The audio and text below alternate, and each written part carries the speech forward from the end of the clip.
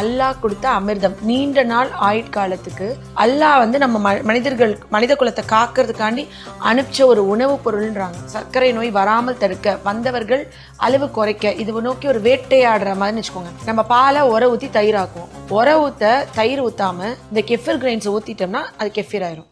Kefir கிரெயின்ஸ்ன்றது வந்து தனியா வாங்கணுமா? நம்ம அமேசான்லலாம் இருக்கு. நிறைய பேருக்கு இந்த ப்ரீபயோட்டிக்னா என்ன, ப்ரோபயோட்டிக்னா என்னன்னு தெரியாதுல்ல. ஸோ அந்த மாதிரி ஒரு ப்ரோபயோட்டிக் தான் இது. இதில் பாக்டீரியாவும் ஈஸ்ட்டும் கலக்கிறோம். ஆறுன பாலில் தான் கலக்கணும். ஏன்னா அது உயிருள்ள மைக்ரோ ஆர்கானிசம். சூடு பாலில் கலந்தால் செத்து போயிடும். இன்னும் நல்ல விஷயம்னா கெஃபிர் வந்து வளர்ந்துக்கிட்டே வரும். எனக்கு ஒரு பேஷண்ட் வந்து 1 ஸ்பூன் கொடுத்தாங்க. அவங்க குழந்தைக்கு வந்துட்டு இது இருந்தது, ஆட்டிசம் இருந்தது. பயங்கரமான கேஸ் ஸ்மெல் இருக்கும். கட்டு ஒழுங்காக இல்லாதனால ரொம்ப ஹைப்பராக இருப்பாங்க.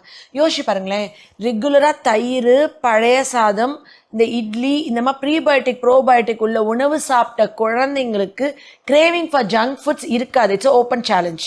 ட்ரை பண்ணி பாருங்கள். குழந்தை நிறைய சாக்லேட் சாப்பிட்றாங்கன்னா, நம்மளே இந்த பிரபஞ்சத்தில் ஒரு கிருமி தான். இந்த பெரிய பிரபஞ்சத்தில் எல்லாருமே ஒரு லிவிங் ஆர்கானிசம்ஸ்.